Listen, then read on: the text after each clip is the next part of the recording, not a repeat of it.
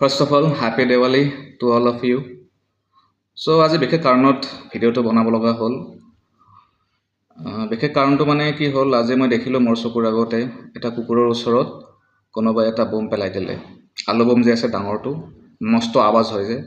গতিকে বোমটো পেলোৱাৰ পিছত কুকুৰটোৰ অৱস্থা দেখি মোৰ একেবাৰে বেয়া লাগি গৈছে। মানুহে এনেকুৱা কৰে নেকি আৰু?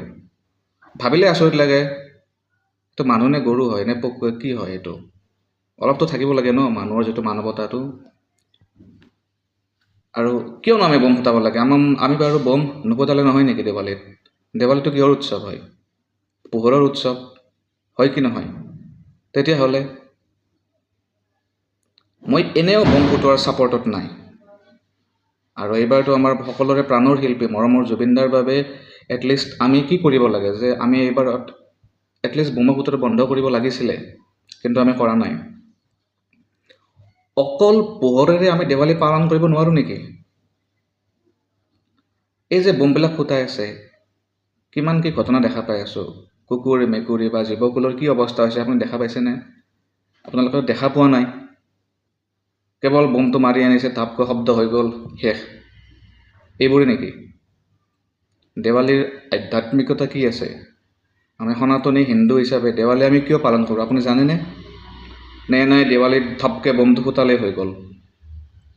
দেৱালী যেতিয়া প্ৰথম ভাৰতবৰ্ষত উদযাপন হৈছিলে, তেতিয়া কেতিয়া উদযাপন হৈছিলে জানেনে আপোনালোকে? দেৱালী পৰম্পৰাটো কিয় উদযাপন হৈছিলে? আৰু দেৱালীত বোম মৰা প্ৰথাটো কেতিয়াৰ পৰা আৰম্ভ হ'ল আপোনালোকে গম পায়নে? এনেই দেৱালী বুলি ক'লে ধাপকৈ আৰু বোমটো মাৰি দিয়ে, আৱাজ কৰি দিয়ে। এই যে বোম মাৰিছে, ডাঙৰ ডাঙৰ শব্দ হয় যে, এটা যে ডাঙৰ সেউজীয়া টাইপ বোম আছে ন, একদম ওচৰত মাৰিলে কাণ তাল একেবাৰে কি হৈ যায় গম নাপায়, ইমান প্ৰচণ্ড আৱাজ তাৰমানে। গতিকে সেইকেইটা বোমৰ ওচৰত যদি কোনোবা থাকে, কোনোবা পেচেণ্ট হওক বা যিকোনো জীৱ কোনো, তাৰ অৱস্থা কি হ'ব এবাৰ ভাবি চাওকচোন। সেইবিলাকতো আপোনালোকৰ বুদ্ধিয়ে সেইবোৰ ভাবিব নোৱাৰে ন, যে এই বোমটো মৰাৰ পাছত কাৰ কি অসুবিধা হ'ব পাৰে। কেৱল ফূৰ্তি কৰিব লাগে, চেলিব্ৰেশ্যন। আৰে চেলিব্ৰেশ্যন কৰাত কোনো আপত্তি নাই, কিন্তু চেলিব্ৰেশ্যন কৰাৰ ৱে এইটো হ'ব নালাগে।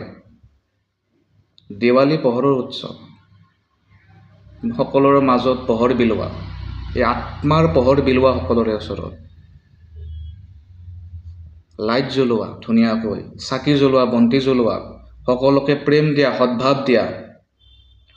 সেইটোৱে আমাৰ আচল দেৱালীৰ যিটো কি আছিলে, যিটো মেছেজ বা বাৰ্তা, আমি সেইকাৰণে পালন কৰোঁ।